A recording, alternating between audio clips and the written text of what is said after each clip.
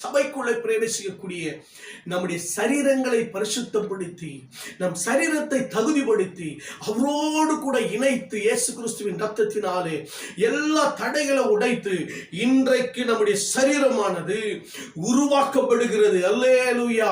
கிறிஸ்து இயேசுவுக்குள்ளே உருவாக்கப்படுகிறது, கிறிஸ்து இயேசுவுக்குள்ளே கட்டப்படுகிறது நம்முடைய சரீரம். கிறிஸ்து இயேசுவுக்குள்ளே நம்முடைய சரீரம் சத்தியத்தினால் போதிக்கப்படுகிறது. நம்முடைய சரீரமானது இயேசு கிறிஸ்துவுக்குள்ளே ஒவ்வொரு நாளும் காக்கப்படுகிறது. நீங்களே தேவனுடைய ஆலயமா இருக்கிறீர்கள், நீங்கள் தேவனுடைய சபையா இருக்கிறீர்கள்.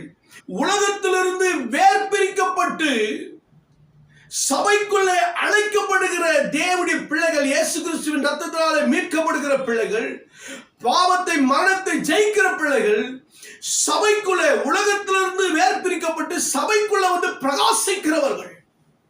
இன்றைக்கு நாம் சபையா இருக்கிறோம். சபைக்கு தலை இயேசு கிறிஸ்து. நம்முடைய சரீரங்களை நாம் பரிசுத்தமாக நீதியுள்ளவர்களாக தேவ கிருபையை பெற்றுக்கொள்வர்களாக அனுதினமும் ஒப்பு கொடுப்போம். சபை தேவனால் உருவாக்கப்பட்டது, இயேசு கிறிஸ்துவால் உருவாக்கப்பட்டது. இன்றைக்கும் அவரோடு கூட நித்திய ஜீவகாலமாய் வாழப்போகிறது ஒரே ஒரு சபை, நாம் ஆவி ஆத்மா சரீரமாகிய சபைங்க. இந்த சபையை காத்துக்கொள்ளும்.